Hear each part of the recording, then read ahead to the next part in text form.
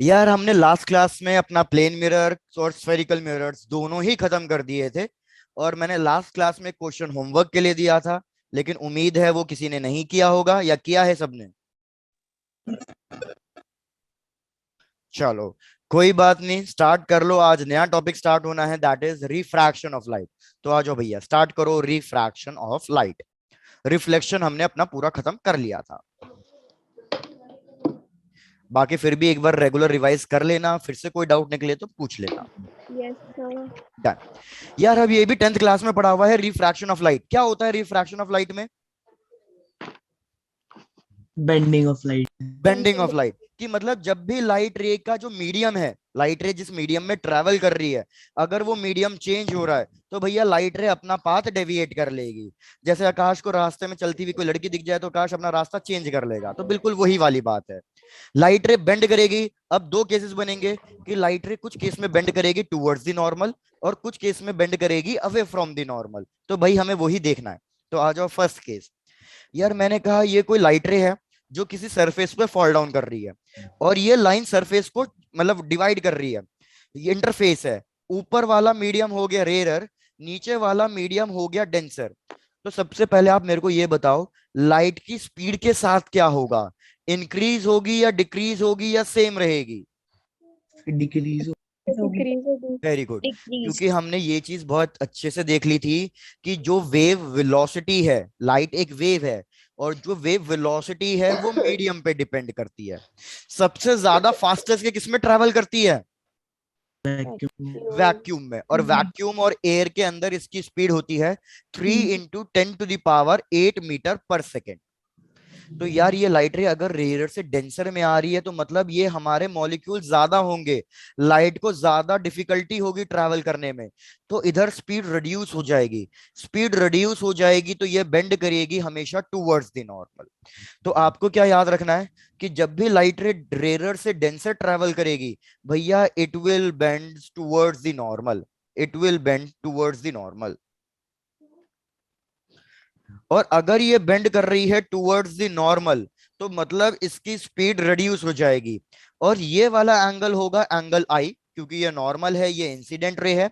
और ये वाला एंगल होगा एंगल आर। तो एंगल आई और एंगल आर के बीच में आपको क्या रिलेशन मिलेगा? आपको रिलेशन मिलेगा कि एंगल आई हमेशा बड़ा होगा एंगल आर से। चेक करो, केस वन क्लियर है? Yes sir. डन, बहुत बढ़िया। सिमिलरली दूसरा केस, कि यार अब लाइट रे ट्रैवल कर रही है डेंसर मीडियम से रेयर मीडियम में। तो मतलब अब वो भारी मीडियम से देखा जाए तो हल्के मीडियम की तरफ ट्रैवल कर रही है। तो अब स्पीड के साथ क्या मिले पड़े हो फर्क पड़ेगा? Very good. उज्जवल बिल्कुल सही भैया। अब भारी रास्ते से हल्के रास्ते पे चल रहे हैं तो भैया हमारी स्पीड इंक्रीज। तो एंगल आई और एंगल आर के बीच में क्या रिलेशन मिलेगा? अब की बार अगर आप नोटिस करो, हमारा एंगल आर बड़ा होगा, तो हमें रिलेशन मिलेगा कि angle I is smaller than angle R. और ये लाइट रे किधर बेंड करेगी? This light ray will bend away from the normal.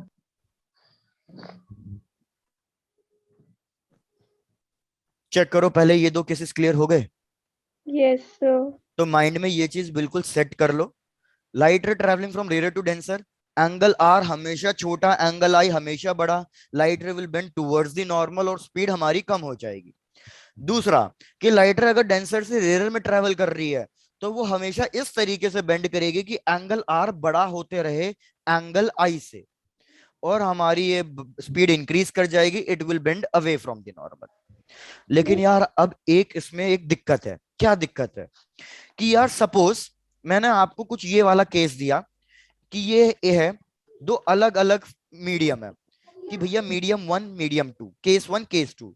ये रेयर मीडियम, इसको ले लो एयर, और यहाँ पे भी रेयर मीडियम, इसको भी ले लो एयर। लेकिन नीचे मेरे को गिवन है मीडियम एक्स और मुझे गिवन है मीडियम वाई। तो यार अब मेरे को बताओ कि लाइट रे किधर बेंड करेगी, टुवर्ड्स द नॉर्मल या अवे फ्रॉम द नॉर्मल? पहले तो ये सोच के बताओ। Away from the normal. Towards the normal. भैया ये चीज याद रखो, एयर हमारी सबसे रेयर है। एयर सबसे रेयर है। तो हमारा कोई दूसरा मीडियम जो होगा वो डेफिनेटली एयर से क्या होगा, वो एयर से डेंसर ही होगा। तो मतलब दोनों केसेस में लाइट रे को बेंड करना पड़ेगा टुवर्ड्स द नॉर्मल। लेकिन अब एक और दिक्कत है, कौन से केस में लाइट रे ज्यादा बेंड करेगी? जैसे फॉर एग्जाम्पल मैंने कहा यहाँ पे 60 डिग्री, यहाँ पे भी 60 डिग्री, तो भैया अब इधर एंगल कितना बनेगा और इधर एंगल कितना बनेगा? मतलब ये हो सकता है ना कि इधर 30 डिग्री बने और इधर 45 डिग्री बने, लेकिन इस बात की तो श्योरिटी है कि होगा 60 से कम ही, लेकिन कितना एंगल होगा और कौन से केस में ज्यादा बेंडिंग होगी, ये कैसे डिसाइड करोगे? क्या आपको मेरा क्वेश्चन समझ में आया? Yes sir. सर दोनों ईयर में है, सर दोनों सेम ही ही नहीं होंगे एंगल तो। सेम होंगे। एयर से तो ट्रैवल करते हुए आ रहे हैं ना, अब नीचे कौन सा मीडियम है मुझे क्या पता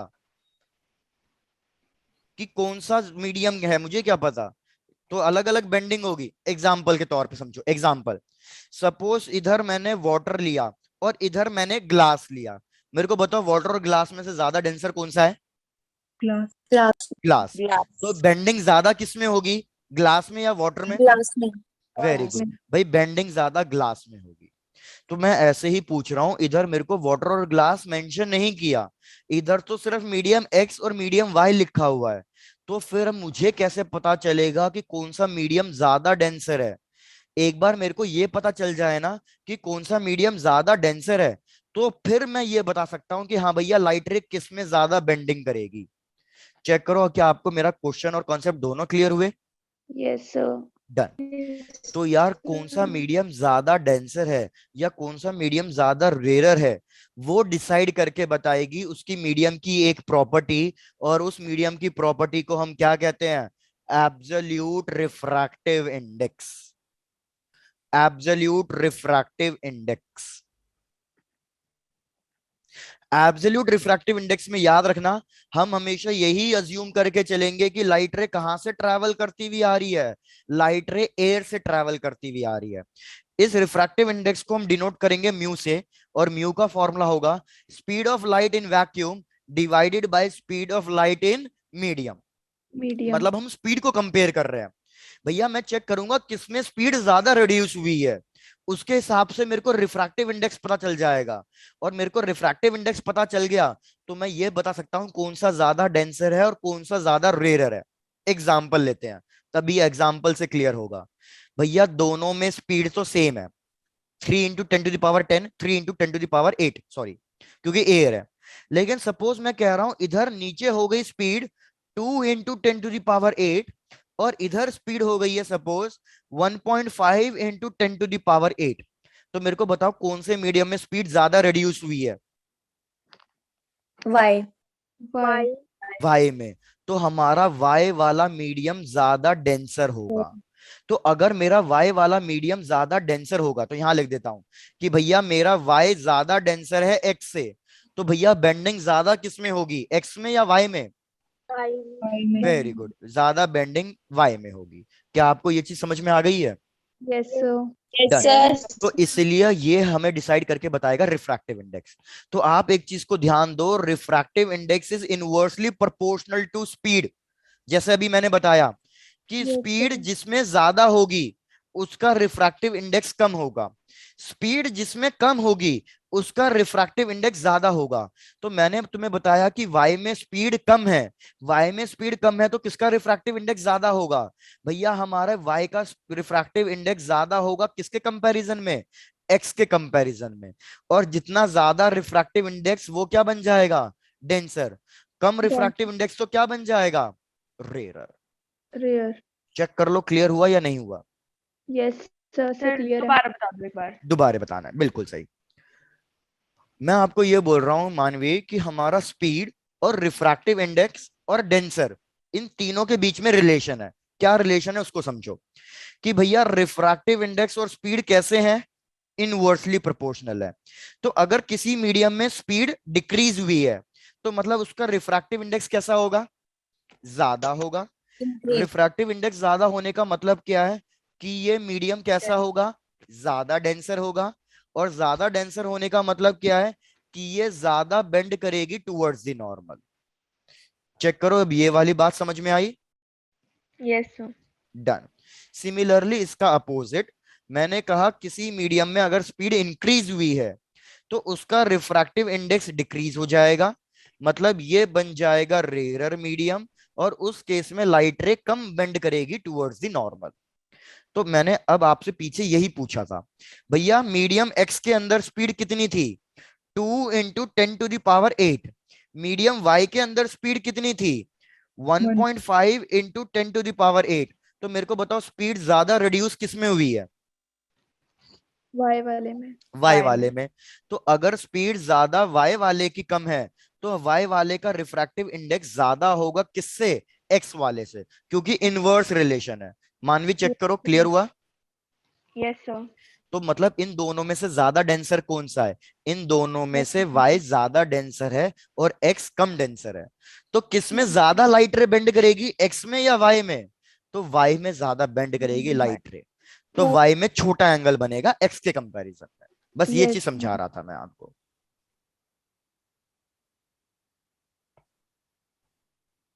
सर डन। डन, चलो भाई बहुत बढ़िया। तो यार बस यही चीज को अब आपको वर्क करना है। इस पे पहले एक बहुत छोटा सा न्यूमेरिकल चेक कर लो कि आपको ये चीज न्यूमेरिकल के फॉर्म में समझ में आ रही है या नहीं आ रही है। बिल्कुल सिंपल सा छोटा सा न्यूमेरिकल। चलो भैया लिखो, क्वेश्चन लिखो। Yes sir. भैया बिल्कुल फुद्दू एग्जाम्पल है, सबसे हो जाना चाहिए।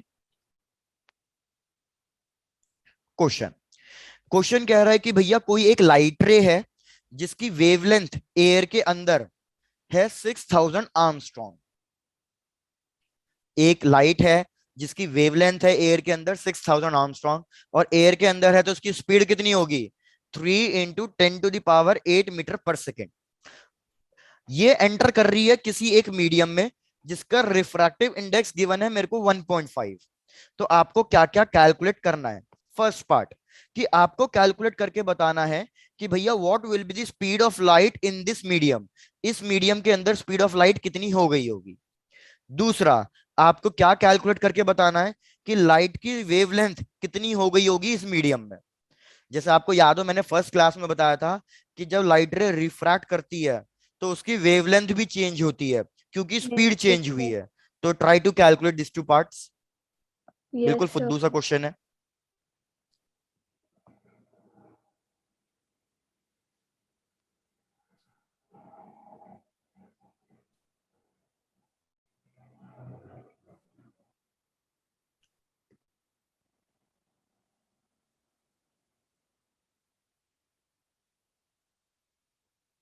क्वेश्चन चेक करो, समझ में आया। Yes sir. ठीक है।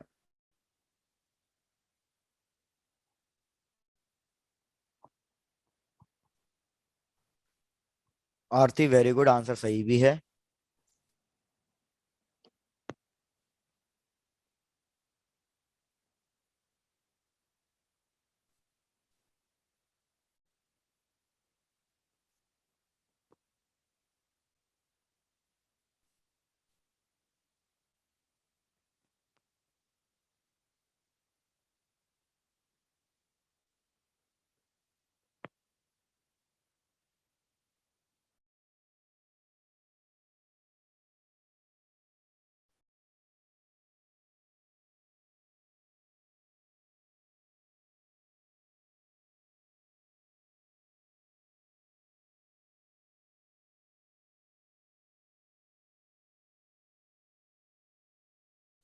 चलो आओ भाई, अब तक तो आंसर आ जाना चाहिए था, सॉल्व करते हैं।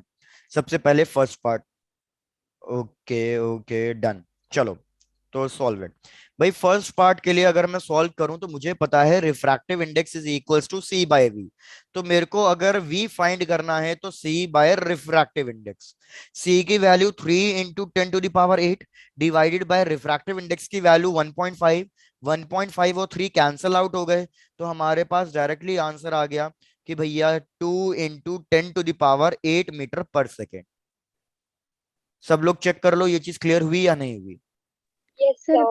काफी लोगों ने रिफ्रैक्टिव इंडेक्स और सी को मल्टीप्लाई कर दिया है, उन्होंने क्रॉस मल्टीप्लाई सही नहीं किया, तो प्लीज अपना आंसर ठीक कर लो। वी की वैल्यू म्यू इंटू सी नहीं होगी बल्कि सी डिवाइडेड बाय म्यू होगी। तो अपने आंसर को भैया करेक्ट कर लेना। अब आ जाते हैं सेकेंड वाले पार्ट पे। भाई सेकेंड वाले पार्ट में रिफ्रैक्टिव इंडेक्स का फॉर्मूला सी बाय वी, मैंने आपको स्पीड का फॉर्मूला लिखवाया हुआ है. What is the formula for speed? Speed of a wave. New lambda. Very good. Yeah. Frequency into wavelength. तो ऊपर एयर है तो wavelength in air divided by frequency into wavelength in medium. Frequency change नहीं होती, frequency cancel हो गई. तो अगर मेरे को वेवलेंथ इन मीडियम कैलकुलेट करना है तो अभी भी सेम कॉन्सेप्ट यही चलेगा. Wavelength in air divided by refractive index. किसी को कुछ कन्वर्ट करने की जरूरत नहीं है. वेवलेंथ इन एयर हमारे पास आया 6000 Armstrong divided by refractive index 1.5. तो भैया हमारे पास ये आ जाएगा 4500 आर्मस्ट्रॉन्ग. सब लोग चेक करो. सॉरी 45 नहीं, 4000 आर्मस्ट्रॉन्ग, मेरी गलती. 4000 आर्मस्ट्रॉन्ग.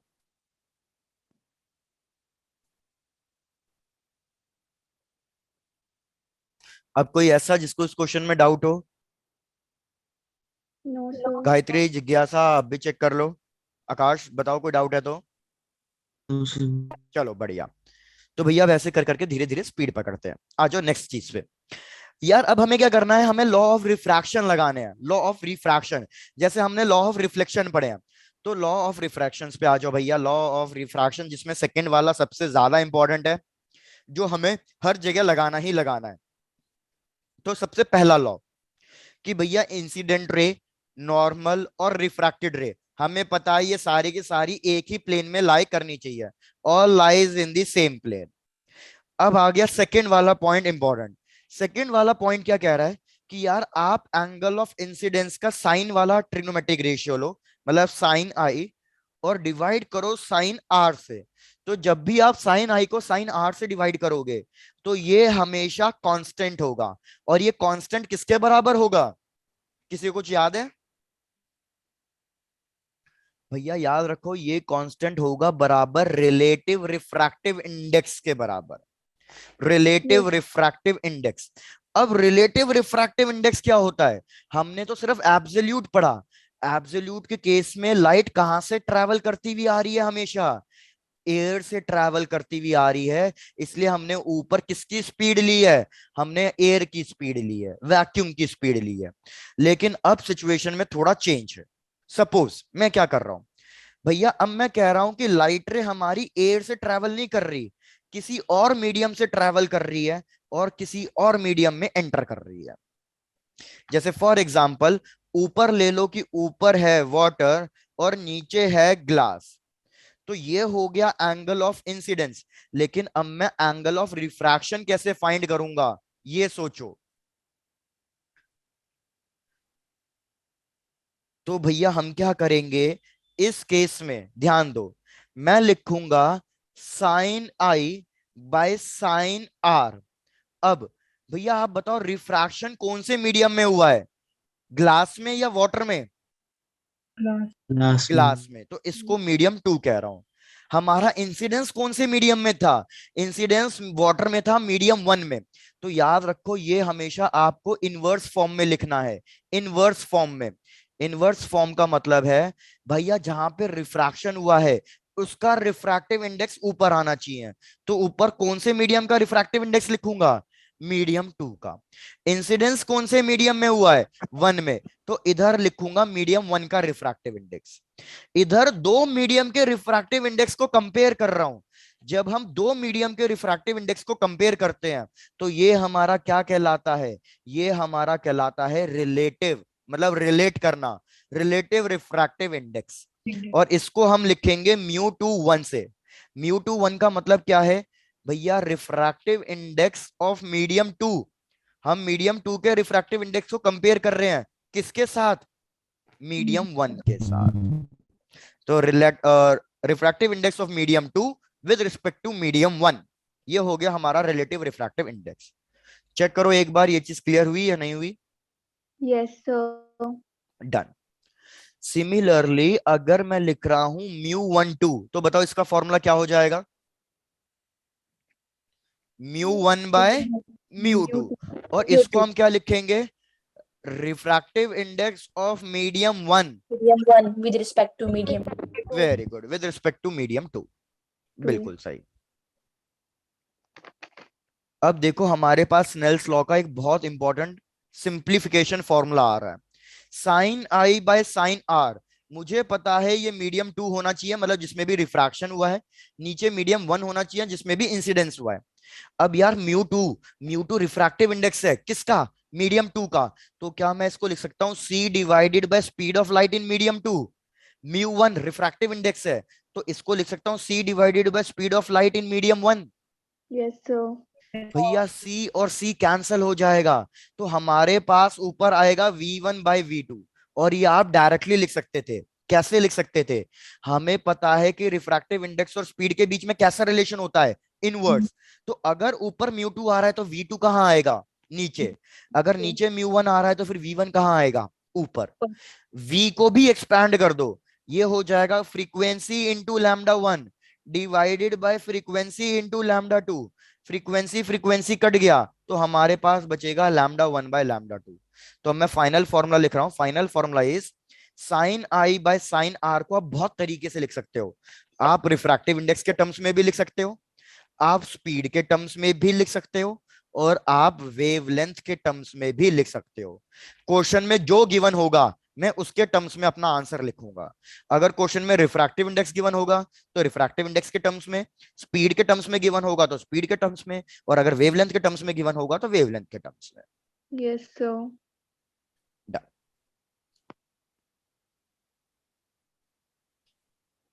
So done.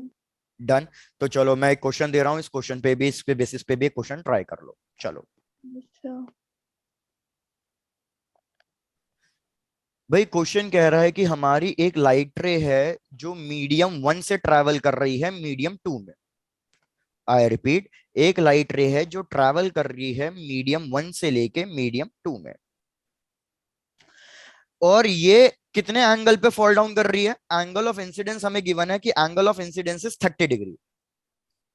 हमें मीडियम 1 का रिफ्रैक्टिव इंडेक्स गिवन है, मीडियम 1 का रिफ्रैक्टिव इंडेक्स है 3/2, और मीडियम 2 का रिफ्रैक्टिव इंडेक्स गिवन है, मीडियम 2 का refractive index is 4/3।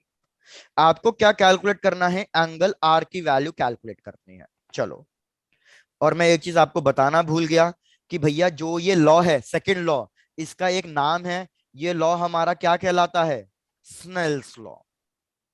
Snell's law कि sine I by sine R relative refractive index के बराबर होगा, ये लॉ हमारा कहेगा स्नेल्स लॉ। तो इस वाले क्वेश्चन में स्नेल्स लॉ लगाओ और मेरे को एंगल आर की वैल्यू बताओ कि एंगल आर कितना आ रहा है। चलो लगो काम पे। Yes, sir. डन। और अगर किसी को Yes, क्वेश्चन ही समझ में sir. नहीं आया तो क्वेश्चन पूछ लो। नवीन, क्वेश्चन क्लियर है?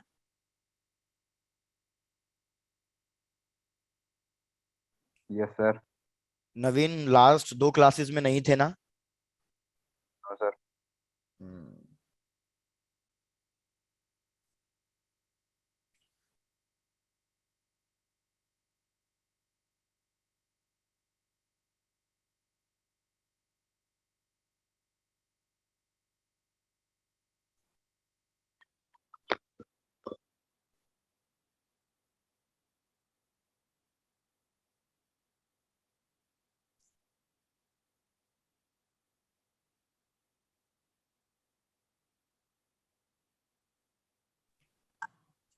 यार आप लोगों में से कौन कौन सा स्टूडेंट रैंकर्स बैच में है?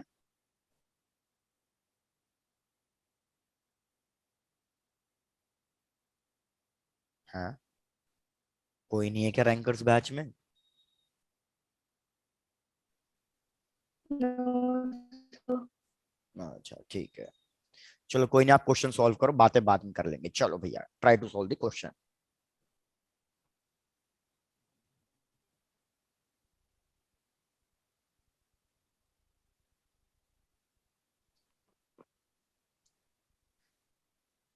बस ध्यान देते जाना, रिफ्रैक्शन कौन से मीडियम में हो रहा है और इंसिडेंस कौन से मीडियम में हो रहा है, उसके हिसाब से रिफ्रैक्टिव इंडेक्स की वैल्यू सब्स्टिट्यूट करना। Yes, sir.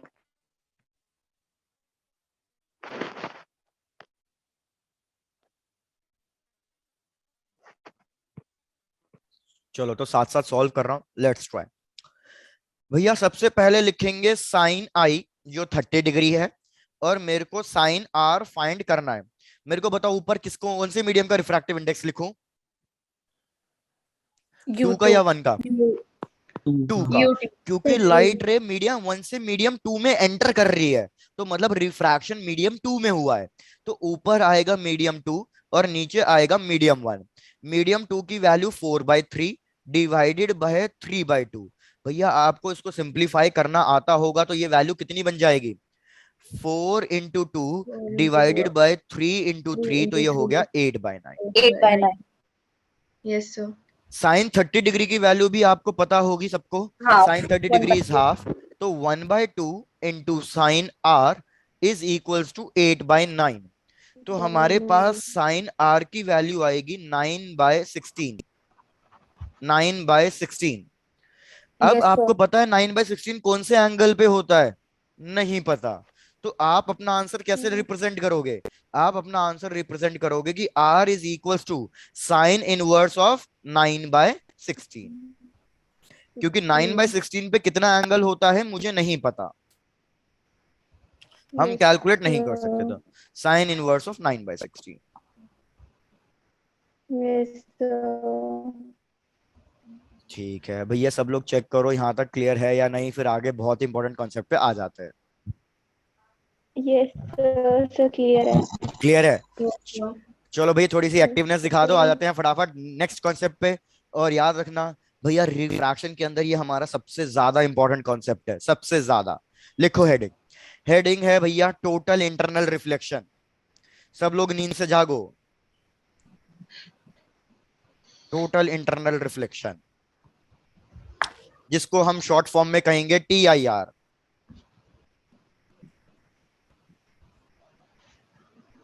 अब मेरे को कौन रिकॉल कराएगा भैया, अगर लाइट रे डेंसर से रेयर में ट्रेवल करे, एंगल आई और एंगल आर के बीच का रिलेशन बताओ। भाई, I हाँ कॉन्फिडेंस से बोलो। अगर लाइट रे डेंसर से रेयर ट्रेवल कर रही है तो एंगल आई और एंगल आर का रिलेशन बताओ। Angle I is more than angle R. Very good, बहुत ही बढ़िया, उल्टा बोल गया बिल्कुल। पीछे देखो कितनी बार मैंने बिल्कुल फर्स्ट में यही डिस्कस किया कि भाई अगर लाइट रे हमारी डेंसर से रेयर ट्रेवल करेगी, मैंने यही तो पूछा था आपसे कि अगर लाइट रे डेंसर से रेयर ट्रेवल करेगी तो ये away from the normal bend करेगी, और इस केस में हमेशा एंगल आई छोटा आएगा, एंगल आर हमेशा बड़ा आएगा। इसको बिठा लो, क्योंकि अब हमारा TIR के लिए यही कंडीशन होती है। TIR के लिए कंडीशन क्या है कि हमारी जो भी लाइट रे है वो कैसे ट्रैवल करनी चाहिए? वो ट्रैवल करनी चाहिए हमेशा डेंसर मीडियम से रेयर मीडियम। कोई बात नहीं आकाश। तो देखो भाई, मैंने नीचे वाला मीडियम लिया है डेंसर और ऊपर वाला मीडियम लिया है एयर रेयर। भैया यहाँ पे कोई ऑब्जेक्ट है जिससे लाइट रे निकलेगी। अब ध्यान देते जाना जो मैं केस बता रहा हूं।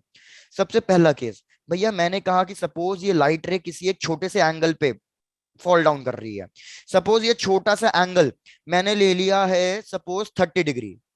तो अब मुझे पता है कि ये लाइट रे किधर बेंड करेगी? Away from the normal bend करेगी। Away from the normal bend करेगी तो ये एंगल 30 से छोटा होगा या बड़ा होगा? बड़ा। बड़ा। पढ़ा. तो बस हम अज्यूम कर रहे हैं वैल्यूज, याद रखना जरूरी नहीं कि यही आंसर है, मैं अज्यूम कर रहा हूं बस कि सपोज मैंने 30 से बड़ा ले लिया 45।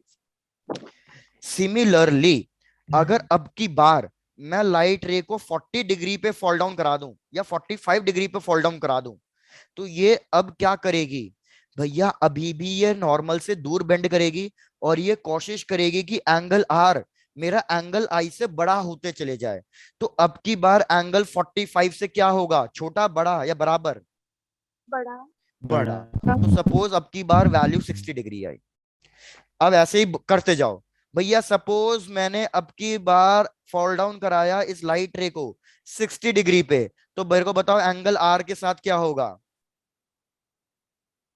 भाई एंगल आर 60 डिग्री से भी बड़ा हो जाएगा। 75 अज्यूम करते जा रहा हूं बस लास्ट। भैया सपोज अब मैंने लाइट रे को फॉल डाउन कराया 75 पे, बताओ अब क्या होगा? बड़ा. बिल्कुल। तो यार अब एंगल आर को 75 से भी बड़ा होना पड़ेगा।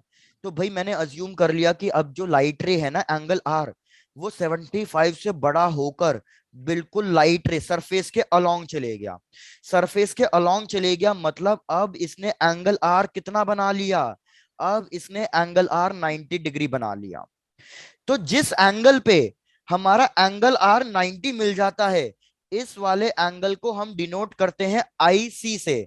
आईसी का मतलब होता है क्रिटिकल एंगल। चेक करो पहले, क्रिटिकल एंगल की डेफिनेशन समझ में आई? फिर repeat.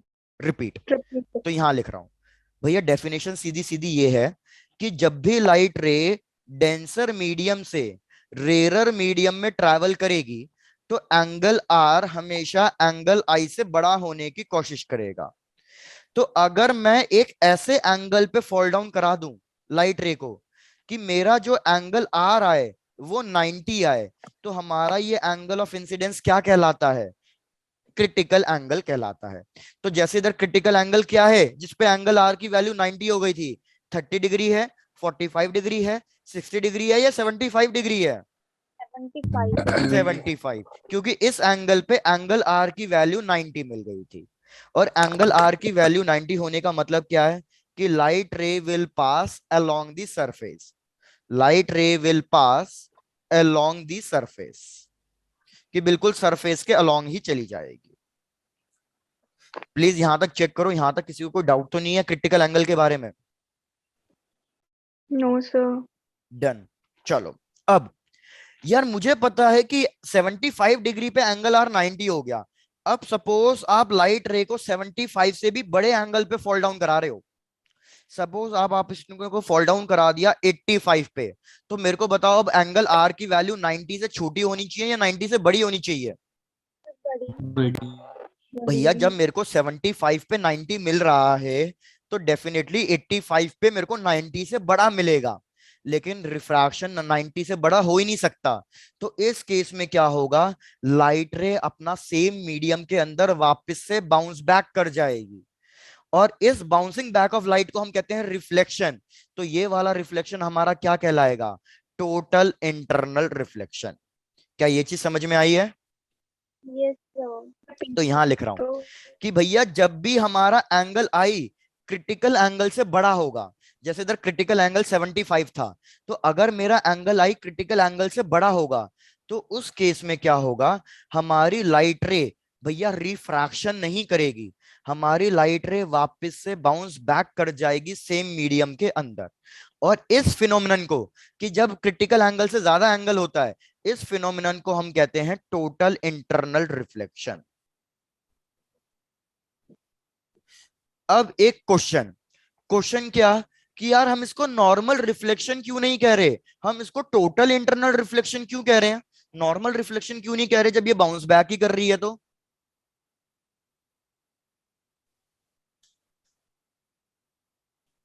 भाई क्या हो गया, इतना सन्नाटा छा गया? कुछ भी लॉजिक जो तुम्हें समझ में आ रहा हो कि भैया इसको टोटल इंटरनल रिफ्लेक्शन क्यों कह रहे हैं, बस नॉर्मल रिफ्लेक्शन क्यों नहीं कह रहे? रिफ्लेक्टिंग सरफेस से नहीं कर रही है क्योंकि रिफ्लेक्ट. क्योंकि मैंने आपको एक चीज बता रखी है फर्स्ट लेक्चर में। फर्स्ट लेक्चर में मैंने आपको यह बताया था कि जब भी कोई लाइट रे फॉल डाउन करती है किसी सरफेस पे, तो क्या क्या होता है भैया? इसका कुछ पार्ट रिफ्लेक्ट करता है, कुछ पार्ट रिफ्रैक्ट करता है, और कुछ पार्ट क्या करता है? एब्जॉर्ब करता है। तो अगर यहां से एनर्जी आई मिल रही थी, इंटेंसिटी आई, तो यहां पे इंटेंसिटी आई से के बराबर मिलेगी, छोटी मिलेगी या ज्यादा मिलेगी? छोटी. छोटी मिलेगी, क्योंकि कुछ पार्ट मिल रहा है, और इधर भी कुछ पार्ट मिल रहा है, तो छोटी होगी। तो इधर रिफ्रैक्शन भी हो रहा था। लेकिन इस वाले केस में हमने क्या किया कि हमने हल्का सा भी रिफ्रैक्शन होने ही नहीं दिया, क्योंकि हमारा जो एंगल ऑफ इंसिडेंस है वो क्रिटिकल एंगल से बड़ा हो गया। तो अब इधर बिल्कुल भी रिफ्रैक्शन नहीं हुआ। तो अगर इधर बिल्कुल भी रिफ्रैक्शन नहीं हुआ है, तो आप इस नीचे वाले प्रोसेस को छोड़ ही दो। लाइट रे नीचे गई नहीं है, तो ना तो एब्जॉर्प्शन हुआ ना रिफ्रैक्शन हुआ, तो सिर्फ और सिर्फ क्या हुआ? रिफ्लेक्शन। तो अब की बार हमारे पास कोई एनर्जी लॉस नहीं होंगे। तो अगर इधर इंटेंसिटी आई है, तो अब की बार इधर भी इंटेंसिटी सेम रहेगी आई। तो इसलिए इसको हम कहते हैं टोटल रिफ्लेक्शन। टोटल, कि भैया अब इधर हल्का सा भी रिफ्रैक्शन हुआ ही नहीं है, तो इधर एनर्जी लॉस नहीं होते। क्या ये चीज क्लियर हुई? yes, sir. डन। तो जब भी एनर्जी लॉस नहीं हुए हैं और लाइट रे पूरी की पूरी रिफ्लेक्ट हुई है, हल्का सा भी रिफ्रैक्शन नहीं किया है, तो उसको हम कहेंगे भैया टोटल इंटरनल रिफ्लेक्शन, TIR। अब आप मेरे को 1 मिनट दो, यहां तक पूरा अपना चेक कर लो। ऐप क्रैश कर गई है, मैं एक बार फिर से इसको ओपन करता हूं, 1 मिनट दो बस। तो आपको बस अब सीधा सीधा यही चीज लिखनी है कि जब भी हमारा angle of incidence critical angle से छोटे पे फॉल डाउन कर रहा होगा, तो भैया हमारा नॉर्मल रिफ्रैक्शन होगा, रिफ्रैक्शन। लेकिन अगर हमारे पास angle of incidence critical angle से ज्यादा है तो रिफ्लेक्शन हो जाएगा। और अगर ये इक्वल है तो इस केस में एंगल R 90 बन जाएगा और लाइट रे बिल्कुल सरफेस के साथ साथ चली जाएगी। Yes, sir. डन।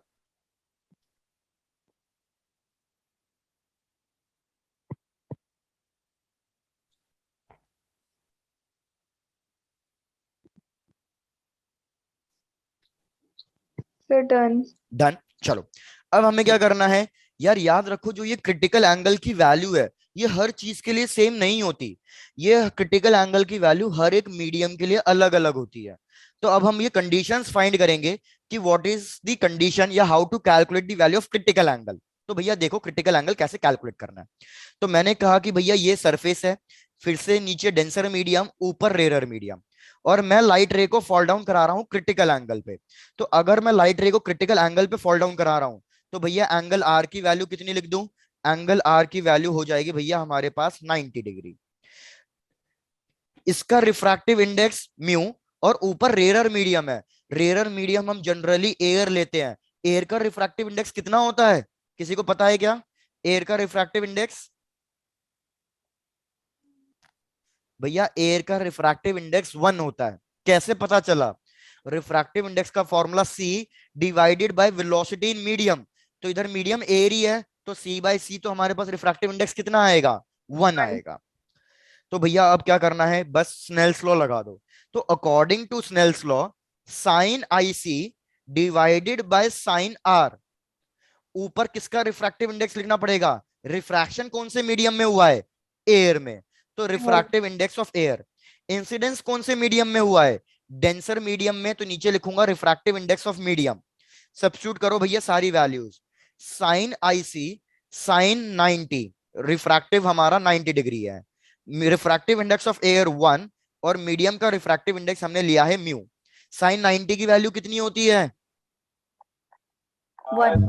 1। तो ये आपके पास एक फाइनल फॉर्मूला आ गया, बहुत important formula to calculate the critical angle. Critical angle calculate करने का फॉर्मूला किसी भी एक मीडियम का। तो अगर आप बस इस पे एक चीज पे फोकस करो कि हमारा क्रिटिकल एंगल और रिफ्रैक्टिव इंडेक्स इनवर्सली प्रोपोर्शनल है, यहां तक नोट डाउन करो। फिर जो इस पे कॉन्सेप्ट है मैं आपको वो समझाता हूं, फिर एक क्वेश्चन करेंगे। Yes, sir. Done.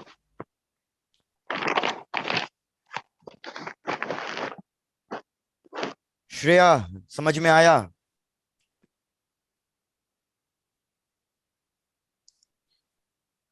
आकाश चेक करो दोस्त, कोई दिक्कत? अच्छा चलो भाई, तो इसको समझाने की कोशिश करता हूं। यार मैंने कहा कि आपका क्रिटिकल एंगल और रिफ्रैक्टिव इंडेक्स इनवर्सली प्रोपोर्शनल होते हैं। तो यार ये वैल्यूज आपको याद नहीं रखनी, बस आपको समझाने के लिए बता रहा हूं। इसी के बेसिस पे हमारा पहला एप्लीकेशन है स्पार्कलिंग ऑफ डायमंड। कि हमारा डायमंड इतना ज्यादा शाइन क्यों करता है, इतना स्पार्कल क्यों करता है। तो याद रखो यार कि जैसे मैं अगर बात करूं वाटर का रिफ्रैक्टिव इंडेक्स होता है 1.33। सिमिलरली अगर मैं बात करूं ग्लास का रिफ्रैक्टिव इंडेक्स होता है यूजुअली 1.5। और सिमिलरली अगर मैं डायमंड की बात करूं तो डायमंड का रिफ्रैक्टिव इंडेक्स होता है अप्रोक्सीमेटली 2.42। तो मेरे को बताओ सबसे कम क्रिटिकल एंगल किस में आएगा? सबसे कम, Glass. सबसे ज्यादा रिफ्रैक्टिव इंडेक्स किसका है? Diamond. तो अभी मैंने क्या बताया कि क्रिटिकल एंगल और रिफ्रैक्टिव इंडेक्स के बीच में कैसा रिलेशन है? इनवर्स। तो मतलब जितना ज्यादा रिफ्रैक्टिव इंडेक्स होगा क्रिटिकल एंगल उतना ही कम होगा। तो सबसे कम क्रिटिकल एंगल अब किसके लिए होगा? Diamond. डायमंड के लिए। गायत्री एक बार इसको नोट डाउन कर लो, आपको नोट डाउन नहीं हुआ था। हो जाए तो फिर बता देना भाई। सब लोग 1 मिनट रुक जाओ, गायत्री को नोट डाउन करने दो। डन, चलो बढ़िया।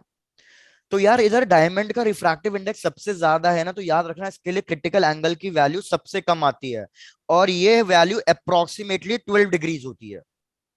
फिर रिफ्रैक्टिव इंडेक्स कम हुआ तो क्रिटिकल एंगल की वैल्यू बढ़ गई। ग्लास के लिए याद रखो क्रिटिकल एंगल की वैल्यू अप्रोक्सीमेटली 37 से लेके 42 डिग्रीज तक होती है। रिफ्रैक्टिव इंडेक्स और कम किया तो भैया क्रिटिकल एंगल की वैल्यू और बढ़ जाएगी। इसके लिए अप्रोक्सीमेटली वैल्यू होती है 48 से लेके 52 डिग्रीज तक। तो आप देखते जाओ जैसे जैसे आप रिफ्रैक्टिव इंडेक्स बढ़ा रहे हो क्रिटिकल एंगल आपका कम होते जा रहा है। 48 से 42, 48 से 42 से सीधे 12। तो अब समझो कि हमारा क्या होता है स्पार्कलिंग ऑफ डायमंड में। यार अगर मैं रॉ डायमंड की बात करूं, रॉ डायमंड का मतलब डायमंड जो डायरेक्टली माइन से निकला हो। यार याद रखना कि वो डायमंड है ना इररेगुलर शेप का होता है और वो कभी भी शाइन नहीं करता। शायद से आपको ये सब पता भी होगा कि रॉ डायमंड कभी भी शाइन नहीं करता। तो हम क्या करते हैं, इस डायमंड को कट करते हैं। तो जब हम इस डायमंड को कट करते हैं तो कुछ इस तरीके से कट करना होता है कि हमारा जो भी लाइट रे इस डायमंड के अंदर फॉल डाउन करेगी। सपोज ये मैंने डायमंड ड्रॉ कर दिया, अगर अब कोई भी लाइट रे इस डायमंड पे फॉल डाउन करेगी तो देखो क्या होगा। भैया यहाँ पे आप ड्रॉ करोगे नॉर्मल, तो हमने देखा कि इस तरीके से हमने इस डायमंड को कट किया है कि ये जो एंगल होगा वो हमेशा 12 डिग्री से ज्यादा पे फॉल डाउन करेगी लाइट रे। चेक करो क्या ये चीज समझ में आई है आपको। Yes, sir. डन। तो रिपीट कि भैया हम डायमंड को इस तरीके से कट करते हैं कि हमेशा एंगल ऑफ इंसिडेंस 12 डिग्री से ज्यादा है। मतलब angle of incidence critical angle से ज्यादा है। अगर angle of incidence critical angle से ज्यादा हो जाता है तो भैया क्या हो जाता है, Answer. TIR हो जाता है। तो ये लाइट रे क्या करेगी, ये लाइट रे हमारी बाहर नहीं निकलेगी, ये अंदर ही अंदर क्या करेगी, रिफ्लेक्ट करेगी। और ये अंदर ही अंदर रिफ्लेक्ट करती है, इसलिए हमारा डायमंड अब क्या करने लग जाता है, हमारा डायमंड स्पार्कल करने लग जाता है। चेक करो प्लीज सबको ये कॉन्सेप्ट समझ में आया। Yes, sir. बढ़िया। तो नोट डाउन कर लो पहला वाला स्पार्कलिंग ऑफ डायमंड।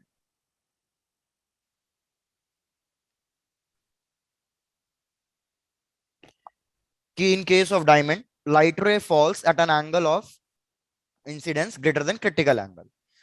तो हमारी ये लाइट रे TIR करती है, मल्टीपल टाइम्स अंदर रिफ्लेक्ट करती है, इसलिए इसलिए हमारा डायमंड स्पार्कल करता है।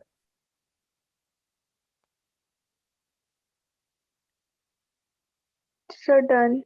डन, चलो भाई बहुत सर बढ़िया। हो गया। हो गया। नो सर, हाँ नो कोई नहीं, आराम सर। से, हाँ ठीक है ठीक है ठीक है, आराम से कर लो आराम से कर लो। अब भाई नेक्स्ट वाला आप थोड़ा सा रिलेट कर सकते हो क्योंकि नेक्स्ट वाला थोड़ा सा मेडिकल फील्ड से ही रिलेटेड है।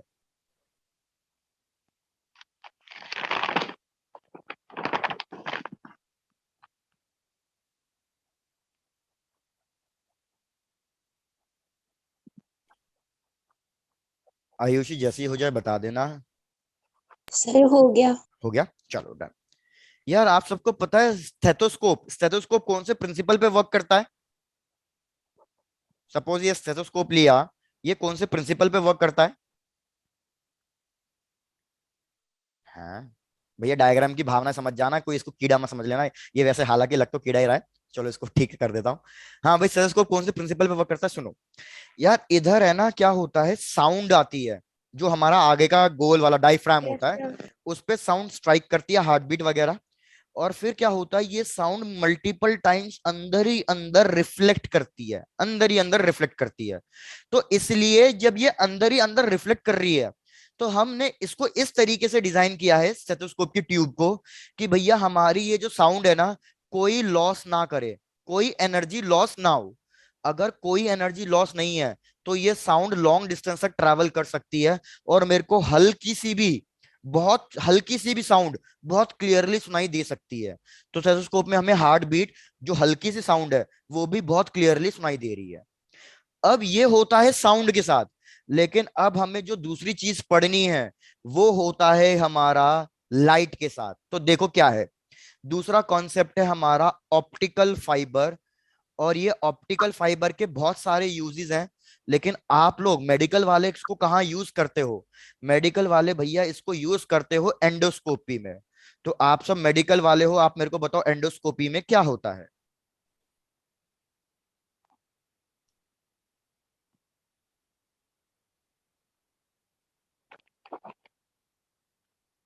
हैं? किसी को नहीं पता एंडोस्कोपी में क्या होता है? तनिष्का, नहीं पता? No sir. अच्छा भाई, चलो कोई बात नहीं। भाई एंडोस्कोपी में, हाँ आकाश बिल्कुल, कैमरा अंदर डालते हैं। कैमरा कैसे अंदर डालते हैं देखो भैया, एंडोस्कोपी में बेसिकली क्या होता है, माउथ से, हमारे माउथ से एक ट्यूब इंसर्ट कराई जाती है स्टमक तक। माउथ से एक ट्यूब इंसर्ट कराई जाती है स्टमक तक, और फिर उस ट्यूब से एक लाइट रे फॉल डाउन कराई जाती है। तो वो लाइट रे अंदर तक ट्रैवल करती है, और हमारा स्टमक वगैरह बिल्कुल जो भी इंटरनल पार्ट है वो हम उसको क्लियरली और मतलब एनालाइज या वो कर सकते हैं। क्या ये चीज समझ में आया एंडोस्कोपी की? Yes sir. चलो डन। तो अब समझो ऑप्टिकल फाइबर का काम कैसा है भैया, ध्यान देते जाओ अब जो मैं बोलते जा रहा हूँ। हमारे पास तीन ट्यूब होती है, एक के अंदर एक, एक के अंदर एक, हमारे पास टोटल तीन ट्यूब्स होती हैं। तो ये हो गई हमारी सबसे पहली ट्यूब, जो सबसे पतली होगी और सबसे मतलब नाजुक सी होगी। इस अंदर वाली ट्यूब को हम कहते हैं कोर। ठीक है, सबसे पहली वाली ट्यूब। फिर इसके ऊपर होगी हमारी दूसरी ट्यूब। इस दूसरी ट्यूब को हम कहेंगे क्लैडिंग। आई रिपीट, ये दूसरी ट्यूब जो होगी इसको हम कहेंगे क्लैडिंग। और फिर इसके ऊपर एक और ट्यूब आएगी, और उस एक और ट्यूब को हम कहेंगे बफर कोटिंग। Buffer coating. अब भैया भावनाओं को समझो क्या क्या हो रहा है। सबसे पहली जो कोटिंग आपको दिख रही है नीचे, सबसे पहली वाली कोर, ये यूजली ग्लास कोटिंग होती है। ठीक है, इसका है ना यूजली हमारे पास जो रिफ्रैक्टिव इंडेक्स होता है वो 1.52 होता है। आपको अगेन वैल्यू याद नहीं रखनी, बस कॉन्सेप्ट को समझना है। 1.52 होता है। अब इसके ऊपर हम एक और ट्यूब लगा देते हैं, ट्यूब के ऊपर एक और ट्यूब। इस ट्यूब को क्लैडिंग कहते हैं, और इस क्लैडिंग का जो रिफ्रैक्टिव इंडेक्स होता है वो जनरली होता है 1.48। तो कोर और क्लैडिंग में से आप मेरे को बताओ कौन सा डेंसर हुआ और कौन सा रेयर हुआ? और वेरी गुड भैया, कोर का रिफ्रैक्टिव इंडेक्स ज्यादा है। तो अगर मैं डेंसर की बात करूं तो याद रखना हमारा कोर ज्यादा डेंसर है क्लैडिंग से। यस अब सर। यूजली कोर और क्लैडिंग है ना, थोड़ी सी ग्लास लाइक मटेरियल की बनी होती है। तो ये टूट ना जाए और थोड़ी सी फ्लेक्सिबिलिटी प्रोवाइड करने के लिए हम इसके ऊपर रबर की ट्यूब इंसर्ट करा देते हैं, जैसे स्टेथोस्कोप में होता है। स्टेथोस्कोप में ऊपर रबर की कोटिंग हो रही होती है, रबर की ट्यूब होती है। तो इसलिए इस कोटिंग को हम कहते हैं बफर कोटिंग। रबर की कोटिंग जो बस एक फ्लेक्सिबिलिटी और एक सपोर्ट के लिए प्रोवाइड ही है, स्ट्रॉन्ग बनाने के लिए। यस चेक कर लो, यहां तक क्लियर है? Yes, चलो डन। sir. अब यस समझो सर। भैया भावनाओं को। यार ये मैंने कोई एक लाइट रे ली, ये लाइट रे है ना कोर पे फॉल डाउन करेगी, कोर पे। अब ये लाइट जो है ना ये इस तरीके से फॉल डाउन करती है कि हमेशा हमारा जो एंगल ऑफ इंसिडेंस होगा वो क्रिटिकल एंगल से ज्यादा होगा। ऊपर से देखो यस बाहर सर। वाला मीडियम रेयर है, तो हमारी लाइट रे ऑप्टिकल फाइबर में कैसे ट्रेवल कर रही है? Denser to rare. क्योंकि मैंने कोर पे फॉल डाउन कराया और ये कोर से बाहर क्लैडिंग में निकलने की कोशिश कर रही है, मतलब ये डेंसर से रेयर ट्रेवल कर रही है। ऊपर से ये एंगल आई क्रिटिकल एंगल से ज्यादा है। तो भैया अब हमारी लाइट रे क्या करेगी, रिफ्रैक्शन या टीआईआर? Yeah, yeah. वेरी यार। गुड, अब ये टीआईआर करेगी। तो ये लाइट रे बाहर नहीं निकल पाएगी, ये लाइट रे विदाउट एनी एनर्जी लॉस ये अंदर ही अंदर इस तरीके से ट्रैवल करती रहेगी। Yes sir. और ये हमारी लाइट रे अब इस तरीके से बहुत लॉन्ग डिस्टेंस तक ट्रैवल कर सकती है। तो इसलिए हमारे जो बाहर से लाइट रे माउथ से एंटर करके स्टमक तक बिल्कुल without any energy loss travel करती है। तो हम इंटरनल ऑर्गन्स इजीली अब उनको एनालाइज कर सकते हैं। क्या यस ऑप्टिकल सर। फाइबर का समझ में आ गया आपको concept? Yes sir. Yes, sir. अब याद रखना ऑप्टिकल फाइबर मैंने कहा ये तो एक पहला एप्लीकेशन है कि आप इसको एंडोस्कोपी में यूज करते हो। ऐसे ही आपके बहुत सारे एग्जांपल्स हैं, लेकिन बुक में एंडोस्कोपी वाला ही एक्सप्लेन किया हुआ है। लेकिन मैं आपको बता रहा हूं और कौन कौन से एग्जांपल्स हैं। दूसरा एग्जांपल्स, आपने सुना है आजकल वाईफाई कनेक्शन फाइबर कनेक्शंस हो गए हैं, इंटरनेट के जो कनेक्शंस हैं। Yes sir. Yes, sir. जैसे मैं बताता हूं, पहले आते थे लैन कनेक्शंस, हमारे घर में जो भी नेट आता था वो पहले लैन कनेक्शंस आते थे। अब टेक्नोलॉजी इंप्रूव हुई है। अब आप देखोगे कि सारे नेट प्रोवाइडर्स जो हैं वो कह रहे हैं कि भैया हम फाइबर कनेक्शन प्रोवाइड कर रहे हैं, फाइबर कनेक्शन ले लो, इसमें स्पीड बहुत ज्यादा आती है। ऐसा क्यों है कि लैन कनेक्शन में स्पीड कम आती है और फाइबर कनेक्शन में स्पीड बहुत ज्यादा आती है? Yes, sir. अरे मैं क्वेश्चन पूछ रहा हूं कि फाइबर कनेक्शन में स्पीड बहुत ज्यादा क्यों आती है इंटरनेट की? अरे सेम रीजन है। फाइबर कनेक्शन का मतलब है ऑप्टिकल फाइबर्स। तो इसमें बस अब लाइट की जगह वाईफाई सिग्नल्स, इंटरनेट के सिग्नल्स, इलेक्ट्रिक सिग्नल्स होते हैं। तो ये वाईफाई सिग्नल्स फाइबर कनेक्शन में लॉन्ग डिस्टेंस से ट्रैवल करेंगे बिगर कोई एनर्जी लॉस के। तो हमारे सिग्नल की इंटेंसिटी लूज नहीं हो रही है। तो इस केस में आपको इंटरनेट की स्पीड बहुत ज्यादा तेज मिलेगी। वेयरएस लैन कनेक्शन में है ना, हमारे सिग्नल्स की इंटेंसिटी, सिग्नल की एनर्जी लूज हो रही थी। तो हमें क्या है, बहुत ज्यादा स्पीड नहीं मिलेगी। और इससे पहले तो आपको पता होगा वो आते थे एमटीएनएल और बीएसएनएल कनेक्शंस। Yes, तो sir. उनकी वायर में तो बहुत ही ज्यादा एनर्जी लॉस होते थे। तो इसलिए उनकी स्पीड तो हार्डली केबीपीएस में होती थी। भाई पता नहीं आप लोगों ने वो यूज किया नहीं किया। मैं तो पुराने जमाने वाला आदमी टाइप सुना, 90s वाला आदमी हूं। तो मैंने तो तीनों टाइप के कनेक्शन यूज किए हुए हैं। पहले मैंने एमटीएनएल वाला भी यूज किया, फिर लाइन पे आया, और अभी फिलहाल मेरे घर में फाइबर कनेक्शन चल रहा है। Yes, sir. भैया चेक कर लो, फाइबर कनेक्शन का कॉन्सेप्ट भी समझ में आ गया? Yes, sir. डन। तीसरा एप्लीकेशन बताता हूँ, शायद से आपने ये चीज चेक करी होगी या नहीं करी होगी। भाई आपने सबने वो देखा है कि मार्केट में ना एक फ्लावर वेस सा मिलता है, प्लास्टिक Yes. के ब्रिसल्स निकल रहे होते हैं और सिर्फ इसके एंड पॉइंट थोड़ा सा शाइन कर रहा होता है। Yes, sir. भाई कोई ऐसा जिसने नहीं देखा ये कभी भी? Sir, देखा है. देखा है ना? तो उसमें भी ये ऑप्टिकल फाइबर ही यूज होते हैं। नीचे लाइट जलाते हैं यहाँ पे, ये लाइट इन पतले पतले ऑप्टिकल फाइबर से ट्रैवल करती है, कोई एनर्जी लॉस नहीं होता। लेकिन यहाँ पे मैंने बंद कर दिया है इसको, तो यहीं पे सारी लाइट एकदम से क्रैश कर जाएगी और ये पॉइंट शाइन करेगा। तो इसका सिर्फ ये वाला पॉइंट शाइन करता है। तो ये सब ऑप्टिकल फाइबर्स के ही एप्लीकेशन है। लेकिन हमें मेन बस इसकी वर्किंग समझनी थी, तो यहां तक नोट डाउन कर लो, और कोई डाउट है तो पूछ लो। फिर आएंगे नेक्स्ट एप्लीकेशन पे। हमने ठीक दो है. एप्लीकेशन पढ़ लिए, sparkling of diamond, optical fibres. फिर आएंगे third application. Sir, done. Done. आ जाओ भैया थर्ड एप्लीकेशन।